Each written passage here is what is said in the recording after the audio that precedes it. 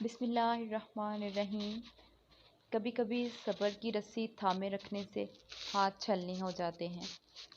ایک وقت آتا ہے جب ہاتھوں سے خون بہنے لگتا ہے، تکلیف حد سے بڑھ جاتی ہے، انسان کا صبر لبریز ہونے لگتا ہے، انسان تھک جاتا ہے صبر کرتے کرتے۔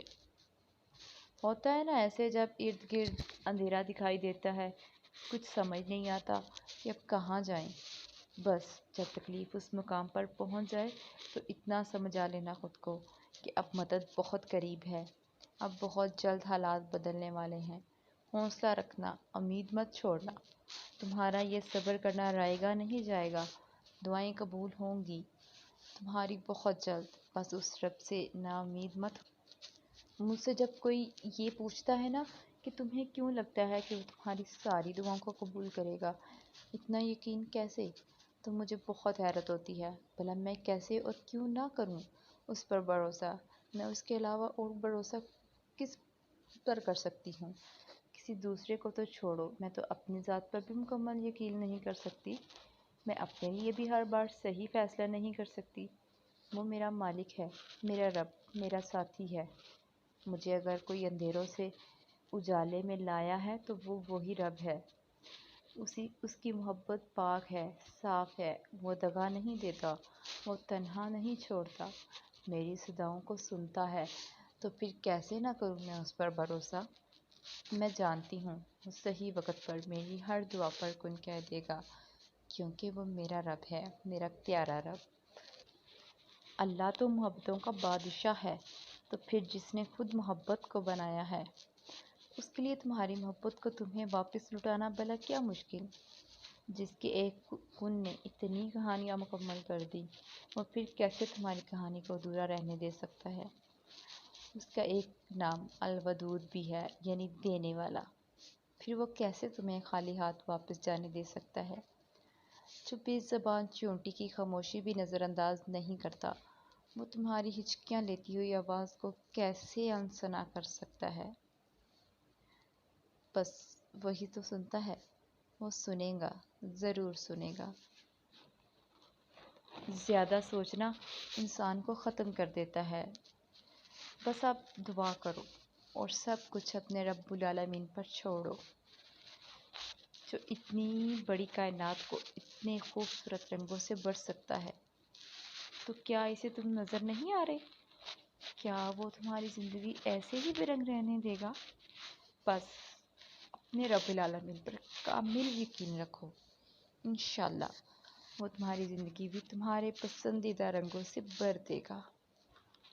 جانتے ہیں آپ، اللہ نے دعا کے ذریعے ہی آدم و حوا کو ملوایا تھا۔ یقین رکھیں وہ تمہارے ادھورے قصے بھی تکمیل تک پہنچائے گا، اور تم چاہ بھی نہیں سکتے اگر اللہ نہ چاہے۔ اللہ نے پسندیدگی دل میں پیدا کی ہے تو وہی ملانے کا سبب بھی بنائے گا۔ جب منزل تک پہنچنے کی تمام راہیں بند نظر آئے، تب بھی یاد رکھنا کہ ایک راہ ایسی ہے جو اب بھی تمہارے لیے کھلی ہے۔ جب کوئی بھی شخص تمہارے ساتھ چلنے پر آمادہ نہ ہو، تب بھی توکل رکھنا کہ وہ جو شہ رخ سے بھی زیادہ قریب ہے، وہ آج بھی تمہارا منتظر ہے۔ اللہ کو بہت پسند ہے جب تم دنیا سے نہیں، اس سے مانگتے ہو، جب تم بے بسی کا رونا کائنات کے سامنے نہیں، اس کے سامنے روتے ہو، اور جب تم سب ختم ہو جانے کے بعد بھی اس یقین کے ساتھ دعا کرتے ہو کہ اس کے سوا کوئی تمہیں کچھ نہیں دے سکتا۔ اللہ دور کبھی نہیں جاتا۔ جو دوری تمہیں محسوس ہو رہی ہے نا، وہ دوری بس ایک سجدے سے ختم ہو جائے گی۔ تم سجدہ تو کرو اور تم اسے اپنی شاہ رخ سے بھی زیادہ قریب پاؤ گے۔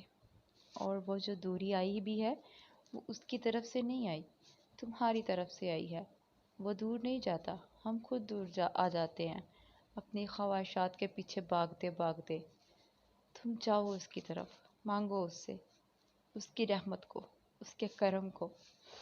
وہ کبھی بھی تمہیں خالی ہاتھ نہیں لوٹائے گا۔ اور یہ جو لوگ باتیں کرتے ہیں نا، تم ان پہ صبر کرو، فاصبر علی ما یقولون۔ پریشان نہ ہو، ٹھوکریں بھی ان کو ہی لگتی ہیں جن کو اللہ نے تھامنا ہوتا ہے۔ اور جانتے ہیں آپ، کبھی کبھار زندگی میں ایسا مقام بھی آ جاتا ہے جہاں آپ ڈھیٹ ہو جاتے ہیں، جہاں آپ لفظوں کا سہارا لینا چھوڑ دیتے ہیں۔